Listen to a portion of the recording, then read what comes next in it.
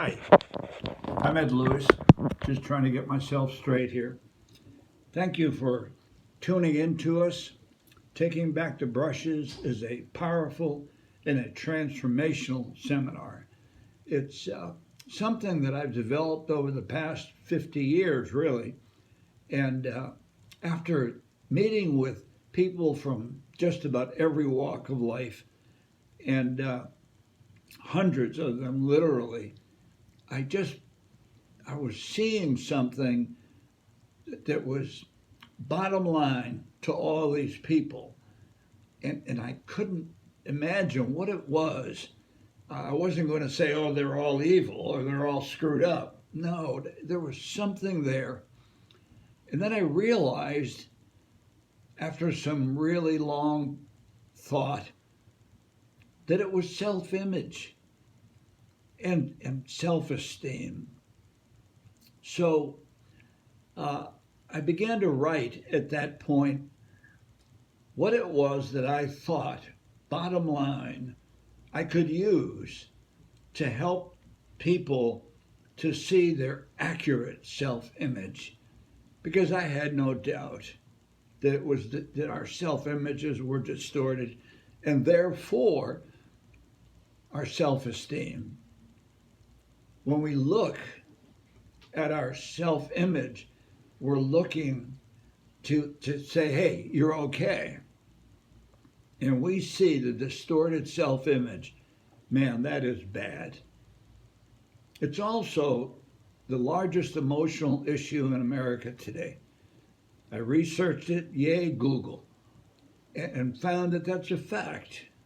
Self image and self esteem are the most impactful and the most problematic issue to all of Americans, and I dare say anybody, anywhere. So I developed an analogy. I thought, how can I present this so that all of us can really understand it? And so I began to write, taking back the brushes, and it it seemed to fit what I've been seeing for so many years. Uh, I read a quote that convinced me I was going in the right direction, and that quote was, and I'm going to repeat this probably several times before we're done. The quote was, if I could get a 1 second glimpse of who I actually am. 1 second, by the way, 1/1000, that's a second. But if I could get a 1 second glimpse of who I am, I would never be the same again. Imagine if you could see it for minutes, hours, years, and have it be true. Now, people have tried everything, and where I think we get mainly diverted as I'm prepping us to go to the presentations that are going to come on this issue. This is a one-time deal. Uh, People think, when they think, who am I? They think mind, emotions, and will. And that's what we've been taught. And that is soul. Why can't it be an image of our actual selves? Well, because our minds change by the minute, our emotions change by the day, and our wills change by the second at times. Those are soul issues that are a part of or are our human souls. They're a part of our humanity. Now, think about trying to change that. Think about trying to change your mind when you can't. Think about trying to change your emotions when it's killing you. Or you decide, I'm going to do this or I'm going to do that, and it doesn't happen. There's no power involved. There's an old analogy, and I believe it fits, that what we've tried to do professionally and individually in dealing with self-image and self-esteem is really to lean down and know we need to move, and pick ourselves up by our bootstraps. Ever try walking that way? Ever try jumping that way? It doesn't work. This isn't a psychoanalysis. It isn't. But we're dealing with the real us. Who are we really? We've all tried the bootstraps. We've all tried changing our appearance, changing our jobs, getting the best job, getting the best place to live, getting the best education, being in people. And I'm sorry, but you and I both know that doesn't work. That doesn't change a damn thing about our self image. Religions try to tell us, oh, if you do this, this, this, you'll have peace. Really. It's always with religion, it's always yes, yes, oh yeah, yeah, you're okay. But if, when, well, obviously that hasn't worked either.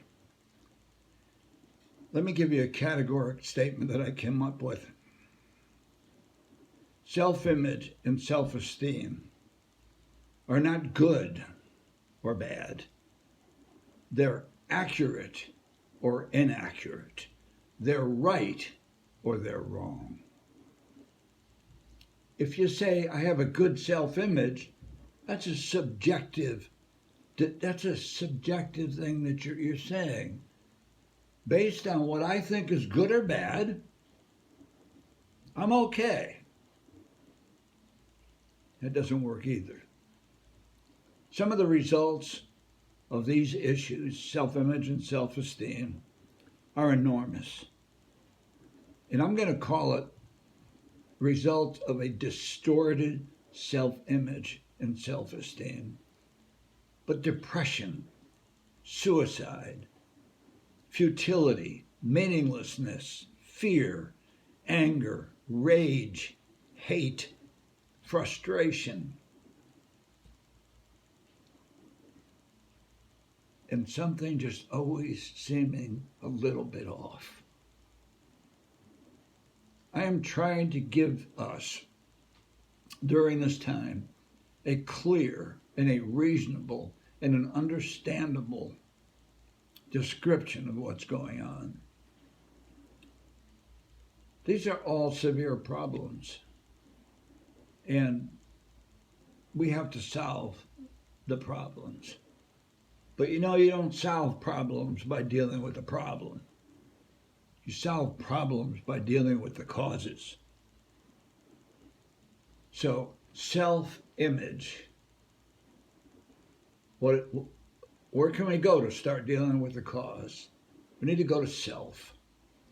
And I'm here to say to us today, ourselves are not our emotions, or our minds, or our wills. Ourselves are our spirits. Self is spirit. I'm not talking about weird. I'm not talking religious. No. Humanity is essence. Self is person. Self is spirit. And we're not going to be talking about religion. I just believe that our Creator is a good father, mother, dad. God doesn't have a gender. But I have to believe that our Creator is a good Creator. And it's on that assumption that we're going to look for unconditional acceptance and unconditional love as a motivating factor for getting that 1 second glimpse. I can remember being so pissed off at myself and so sick of myself that even looking at myself, really looking for 1 second, was traumatic. Well, it won't be traumatic. I guarantee you, it won't be traumatic. It's pretty simple. And most great things, and I hope this is a great thing. I don't know that it is, but it's been great for me and for others. But when something great, when you're really looking at something, it seems like the more simple it is. The more simple it is. the easier it is to solve. So we're looking for a 1 second glimpse of what our persons, ourselves, not our minds and our emotions and our wills. We know what those are like. We're looking for a 1 second glimpse of who we really are. It's not a process. It's hard at times, but it's easy to take back the brushes, which indicates that the brushes are yours and that somebody has taken them and has distorted the image of who you are, of your spirit, of your person. And either knowingly or accidentally, they have caused us a tremendous amount of pain for our whole lives. And you know, the greatest distorter of our self-image today is us. Because we've looked at ourselves. And by the way, yeah, parents always take a lick, and they deserve it. I deserved it.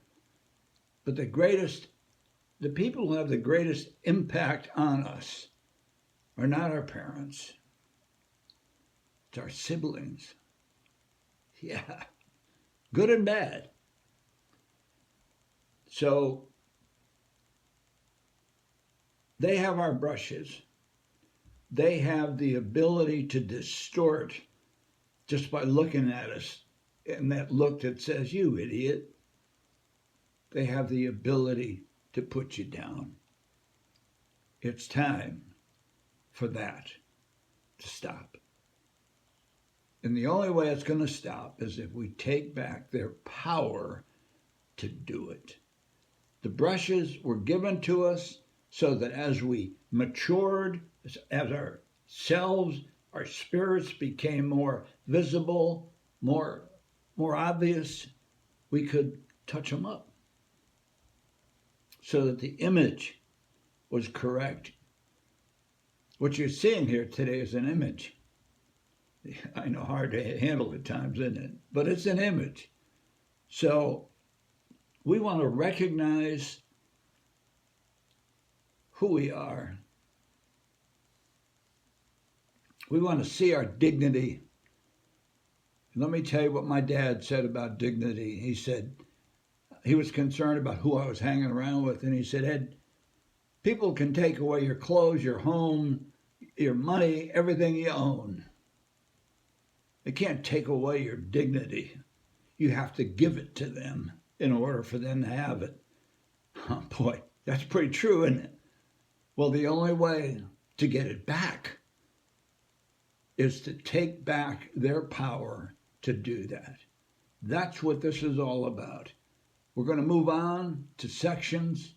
We're going to deal with how to take back the brushes. We're going to deal with who has done this. It's all private. We're going to deal with it, though. Who has done this to us?